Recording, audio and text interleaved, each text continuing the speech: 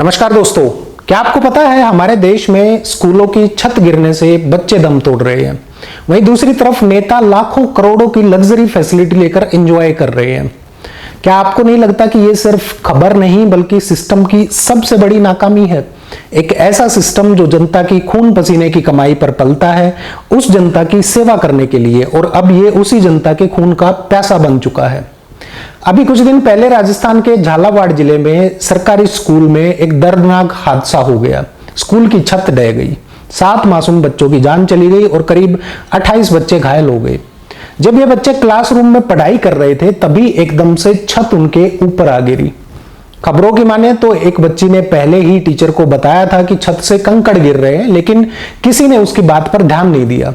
कुछ रिपोर्ट्स में यह भी दावा किया गया कि जब छत गिरी उस वक्त कुछ टीचर बाहर थे और कुछ नाश्ता कर रहे थे। बच्चों की जान खतरे में थी, लेकिन अफसरशाही और सिस्टम का रवैया हमेशा की तरह लापरवाही वाला रहा।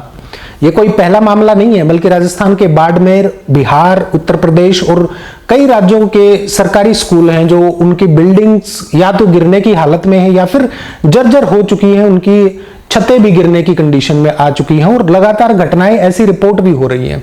बार बार सरकार संवेदना जताती है, उच्च स्तरीय जांच कमेटियों की घोषणा की जाती है, लेकिन इस बात पर सवाल कोई नहीं उठाता कि जिन स्कूलों की छतें गिरने वाली हैं उनकी लिस्ट पहले से ही जिला अधिकारियों के पास होने के बावजूद उनमें सुधार या मरम्मत का काम क्यों नहीं हुआ। यह तो प्रशासन की बात हो गई। अब जरा हकीकत का दूसरा चेहरा भी देखिए। राजनीति और सत्ता के खेल में देश के नेता लग्जरी होटल्स, रिसोर्ट्स में ठहरते हैं, कभी सरकार बचाने के नाम पर तो कभी खरीद फरोख्त से सत्ता पलटने के लिए। ये नेता 5 स्टार होटलों में करोड़ों अरबों इधर उधर कर देते हैं, लेकिन कोई सवाल नहीं पूछने वाला। सिर्फ इतना ही नहीं, बल्कि दिल्ली जैसे शहरों में मंत्री और सीएम अपने सरकारी घर शीश महल में बदलवा लेते हैं। जैसे दिल्ली के मुख्यमंत्री अरविंद केजरीवाल पर लाखों करोड़ों खर्च कर लग्जरी रेजिडेंस तैयार कराने का आरोप लगा। सुनने में यहां तक आया है कि गोल्ड प्लेटेड नल भी लगे हैं।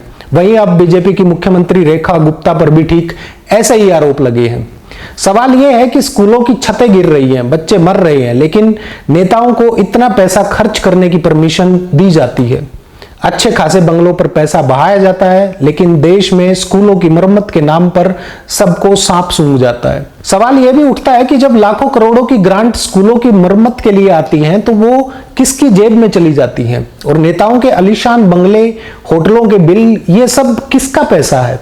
क्या ये हमारे टैक्स का पैसा नहीं है? नेता अपने बच्चों को महंगे प्राइवेट स्कूलों में पढ़ाते हैं या फिर विदेश के लिए भेज देते हैं, लेकिन आम आदमी, गरीब किसान का बच्चा सरकारी स्कूल के मलबे में दफन हो जाता है। आखिर ये कैसा लोकतंत्र है? क्या यही अमृतकाल है? राजनीतिक पार्टियां सिर्फ बयानबाजी करती हैं, कहती हैं हमें दुख है, उच्च स्तरीय जांच होगी, और इसी आड़ में दोषियों को बचाने और असली मुद्दा दबाने की कवायद शुरू हो जाती है। अफसर अपनी फाइलों में मुआवजे की लिस्ट डालकर बैठ जाते हैं, लेकिन बावजूद इसके ग्राउंड पर बैठकर पढ़ाई कर रहे बच्चों की सुरक्षा की बात करने वाला कोई नहीं है। दोस्तों, सरकारें बदलती रही, नारे बदले, पार्टी बदली, लेकिन कमजोर स्कूल, भ्रष्ट सिस्टम और रईस नेताओं की कहानी जस की तस बनी हुई है। कब तक इन हादसों पर सिर्फ मोमबत्ती मार्च करेंगे या सोशल मीडिया पर हैशटैग चलाएंगे?